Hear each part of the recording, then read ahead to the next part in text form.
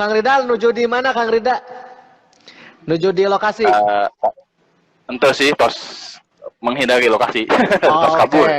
oke, siap-siap.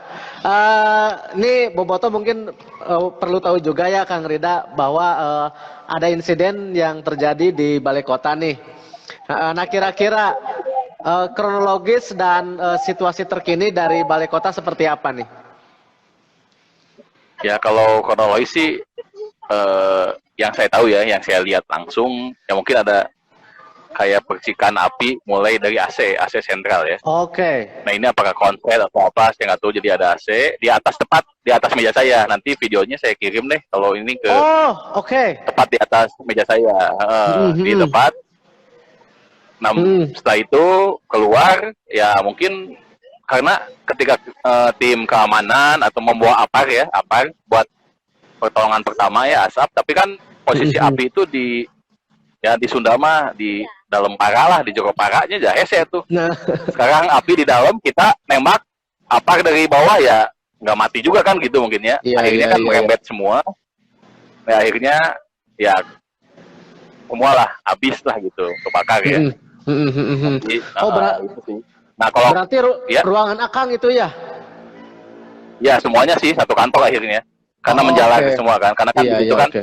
banyak alat elektronik juga kan, alat elektronik, kemudian kertas-kertas ya, berkas, dokumen dan lain-lain gitu aja sih. Oke. Kalau kondisi sekarang sih udah dalam pendinginan ya,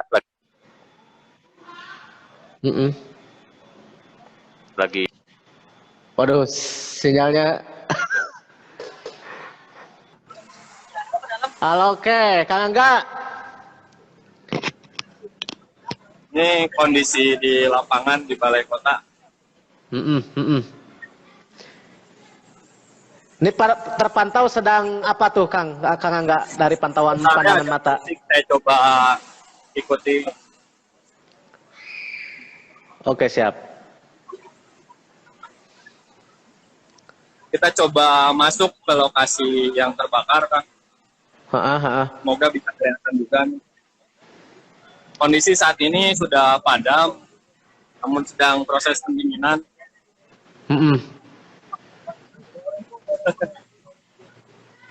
Ya 2000. No, neta 2000.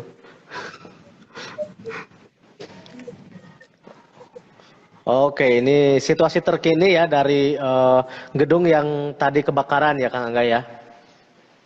Betul. Oke. Ini bersama Pak Wali Kota sedang meninjau.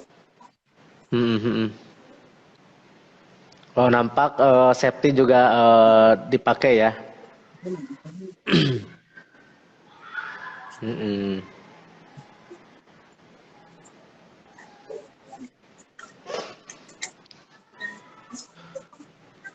Oke, secara keseluruhan apinya udah padam ya Kang Angga ya?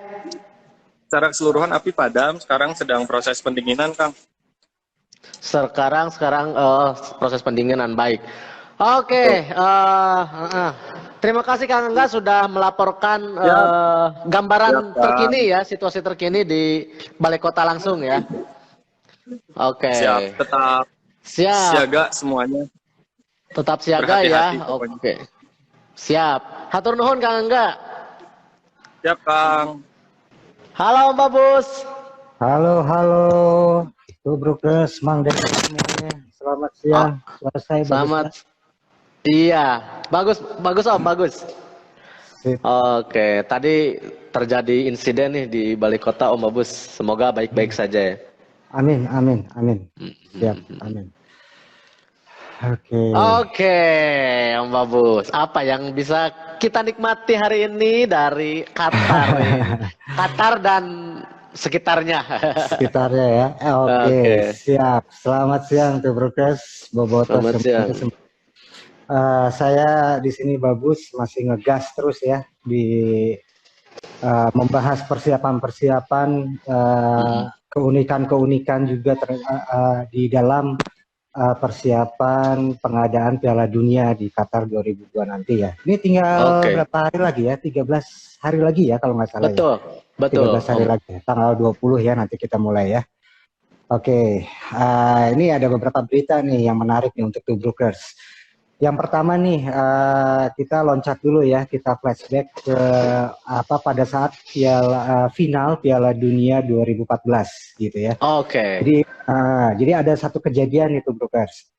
Pada saat itu pertandingannya Jerman melawan Argentina ya kalau nggak salah. Si Jerman itu gelandang itu namanya Christoph Kramer dan Argentina itu sama Ezequiel Garay. Tabrakan di lapangan teh biasa perebut bola. Ting ngerti naon maksudna saya. Gitu. Nah, geus perebut bola teh paheden hulu teh gitu istilah nama. Cedar udah gitu, dua-duanya jatuh. Nah, si Christopher itu lebih lama dia nggak bangkit. Sedangkan kalau si Ezequiel dia bisa langsung duduk lah istilahnya. Tim medis akhirnya masuk untuk ngelihat si Kramer ini dari Jerman. Udah gitu diperiksa setelah beberapa menit gitu ya, memang agak cukup lama di saat itu. Akhirnya si Kramer ini berdiri, dinyatakan sehat gitu ya, nggak ada masalah kata medis.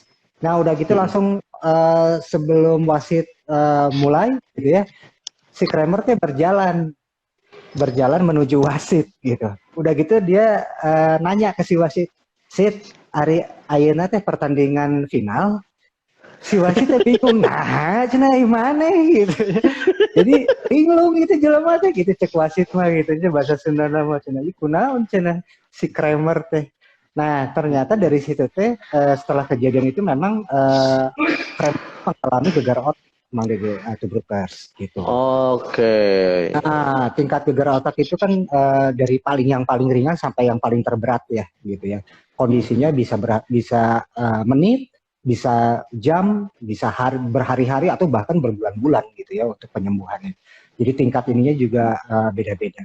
Nah, kita kembali nih masuk ke dengan adanya kejadian itu maksud saya FIFA sekarang pertama kalinya di Qatar ini itu akan membuat satu aturan baru gitu loh. Bagaimana bila terjadi lagi di Piala Dunia sekarang. Yang sebelumnya Piala 2018 misalnya itu nggak ada aturan baru gara-gara masalah itu. Nah, tapi Qatar berusaha untuk menghindari kejadian itu gitu.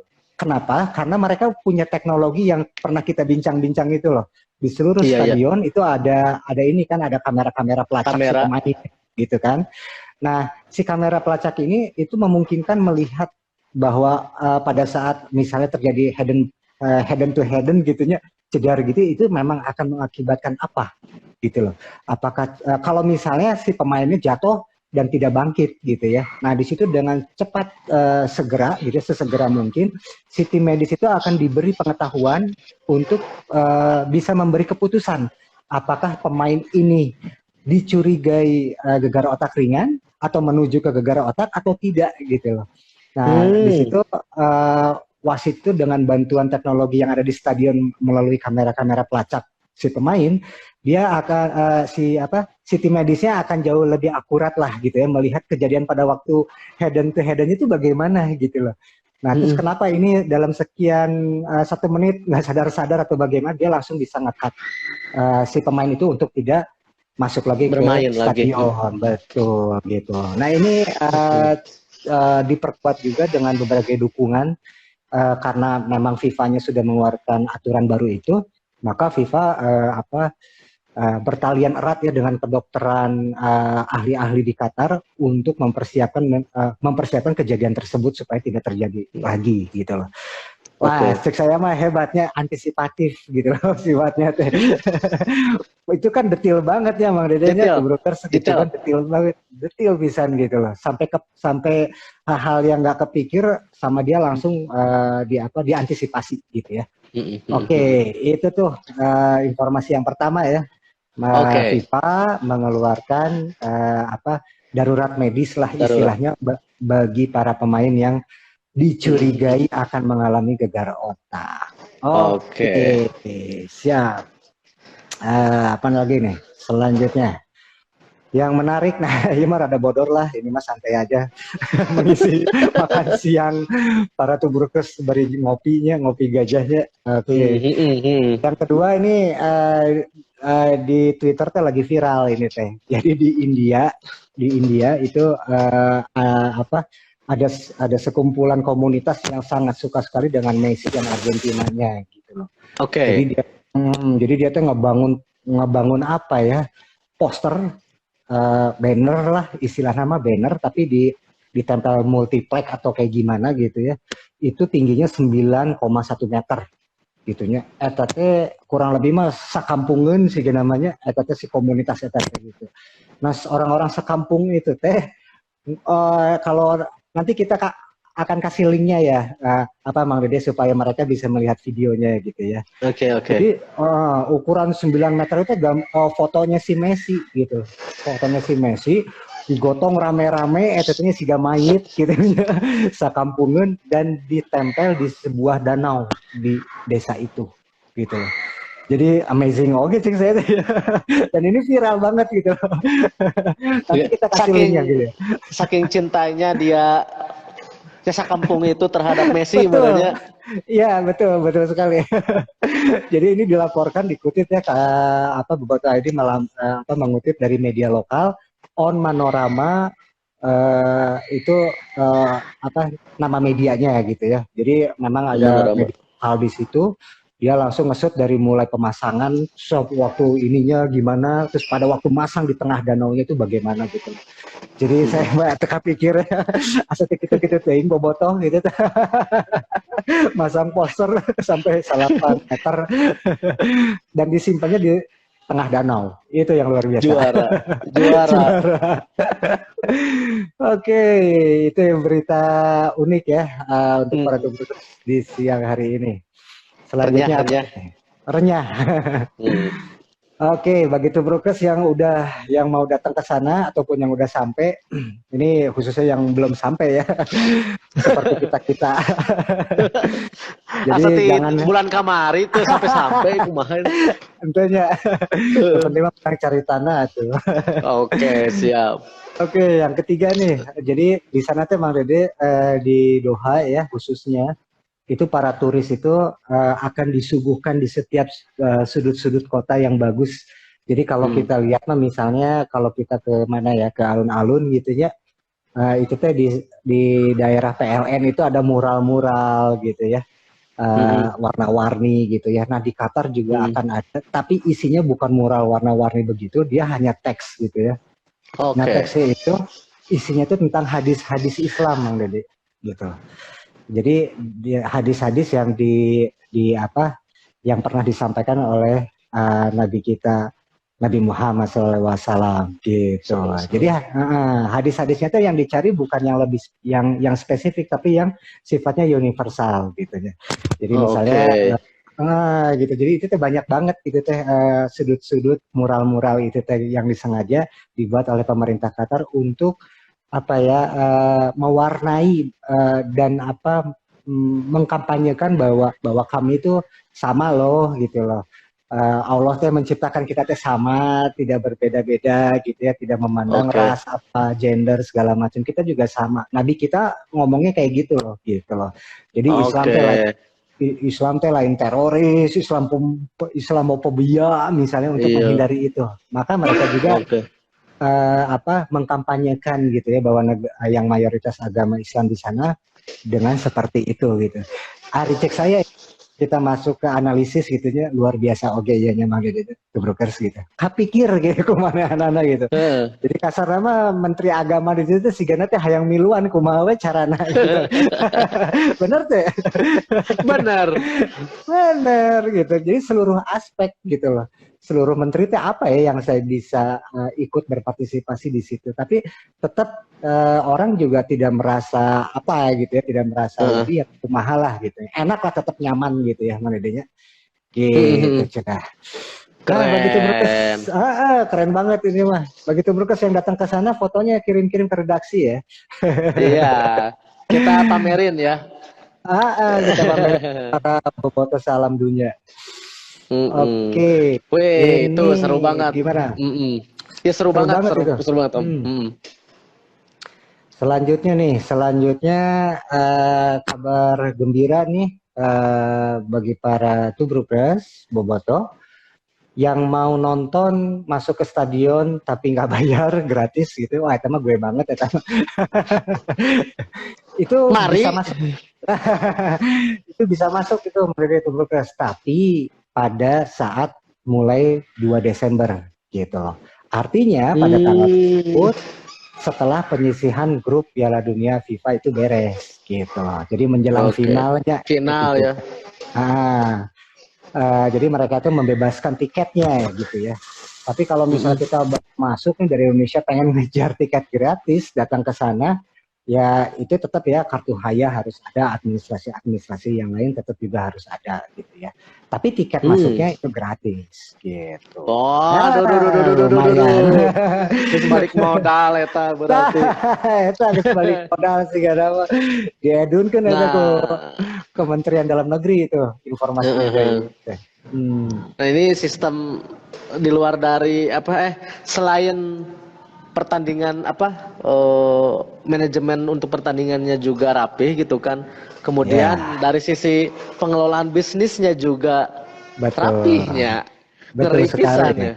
Iya, betul. Jadi dia juga memastikan katanya Mang Dedenya Tubrukers. Jadi insya Allah lah kemungkinan kalau ini gratis pasti akan terjadi peningkatan si pengunjung gitu ya masuk stadion. Tapi dia memastikan insya Allah untuk masalah keselamatan, keamanan si seluruh penggemar yang ada di stadion itu masih tetap bisa dikendalikan atau terkendali gitu ya, bisa diawasi lah kasarnya gitu. Jadi jangan khawatir katanya kayak gitu. Ya ini gimmick juga Mang Dedenya. Bener Om. Cenah tinu tiket mah tos we. Ayo masuk darah rongkap we ka Qatar cenah sok kan aya visa aya haya kan sok para belanja nya. Pinter eta. Pinter gitu ya, luar biasa juga itu strateginya gitu ya Mang Dedenya.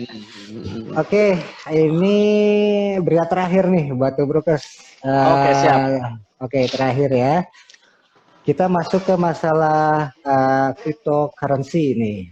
Wow, Cryptocurrency, tapi masalahnya lebih ke NFT-nya ya, non fungible-nya gitu ya. Jadi di sini non fungible token ya. Iya, betul sekali. Jadi Visa sekarang sebagai Visa itu kan seperti yang kita ketahui kan dia sebagai alat pembayaran global gitu kan ya. Nah, dia tuh ngeluarin akan meluncurkan sebuah seni digital NFT yang bertajuk Visa Master of Movement gitu loh. Nah, si NFT ini teh nanti gambar-gambarnya itu adalah para legend juga ada gitu ya. Terus para pemain-pemain di setiap klub juga itu ada gitu loh. Nah, jadi menurut saya sih luar biasa banget ya. NFT itu kan unik dan cuma satu gitu ya, dan dikeluarkan sama sekelas perusahaan global Visa ini gitu ya. Jadi kebayang itu mah nilainya sabaraha kira-kira nah gitu. Luar biasa. Iya. Ayeuna harga satu pemainnya aja berapa? Harga NFT-nya juga gak akan beda jauh mungkin ya, gak tahu ya. Iya, betul. Ngeri ya. Luar biasa deh. Jadi tapi di sini juga uniknya si Visa ini juga membuka kesempatan bagi kita semua, barang siapa yang punya karya seni yang berhubungan dengan Piala Dunia itu bisa diajukan juga oleh mereka gitu loh. Jadi dia membuka untuk kreator ya. Gitu lah. Nanti bagi Tubrukers yang berminat lihat-lihat atau informasi lebih jauh bisa dilihat di crypto.com ya. Ininya linknya. Informasi pendalamannya seperti apa. Itu aja Mang Dede Tubrukers informasi di siang hari ini. Siap, Visa Master of Movement ya. Movement. Ya. Siap Om Abus. Atur nuhun Tubrukers. Selamat siang. Assalamualaikum. Selamat siang. Waalaikumsalam warahmatullahi wabarakatuh ya.